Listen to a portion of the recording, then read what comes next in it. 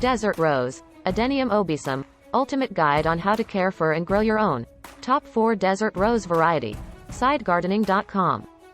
Desert Rose is a rare beauty in our garden. It is easy to recognize and has beautiful flowers. This toxic flowering plant is part of the Nerieae tribe, a subfamily of the Apocynoideae family. It is native to African Sahel, subtropical and tropical eastern Africa, as well as the Arabian Peninsula. It also goes by common names such as impala lily, kudu and mock azalea. The Bedouin of the Sahara have used this plant for thousands of years to make mats, blankets, ropes, baskets, and containers. It has been traded and used in the Middle East, India and China for hundreds of years. Adenium. Light and soil. The best way to grow a plant is to provide it with the best environment possible. For example, if your desert rose grows in highly acidic soil, it needs to be adjusted to be more alkaline.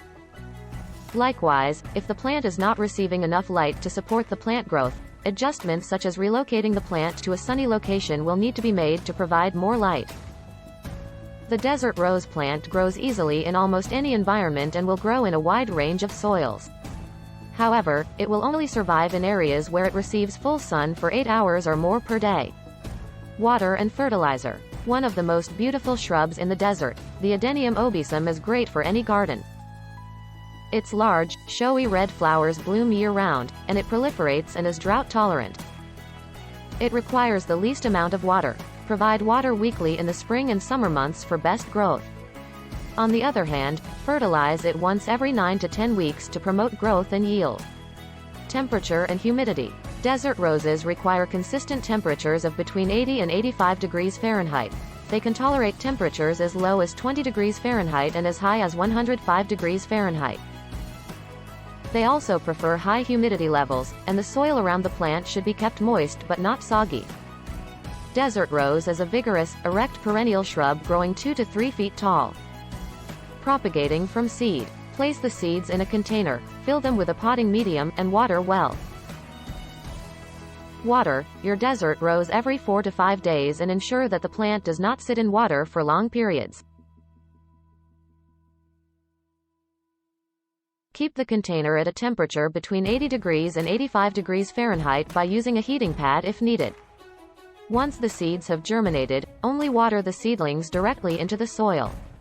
Root cuttings propagation. Gather cuttings about 6 inches long from the top of a fresh branch and dry for at least 2 days before planting. If starting from seed, choose a potting mix designed to drain properly. Place the cutting end in the ground and water it thoroughly. You may need to dip the cutting end into rooting hormone as this will help accelerate the growth process. Use a spray bottle to mist the cutting daily. Regular watering can also be adequate, as long as the soil is never let to become too wet. After the cuttings have taken root, you have around 5 to 6 weeks to decide where to locate your plant. Common problems with desert rose. They are generally resistant to pests. However, mealybugs and aphids can do some damage. It would be best to watch for little white or yellow bugs on your plants, since spraying a little white oil on the leaves and stems can help eliminate these pests early on. Spider mites are also a prevalent problem because of the dry climate. Regularly misting the leaves with water is all that is needed to solve this issue. However, please don't overdo it, and avoid getting excessive amount of water on the soil. Many gardeners lament the yellowing, withering, and eventual wilting of their desert rose leaves. Most often, overwatering causes the soil to get wet. This results in root rot that causes leaf loss and eventually the plant's death. Once a week of no watering, begin to water less often after the soil has dried out entirely. Please don't forget for like and subscribe. Thanks for watching.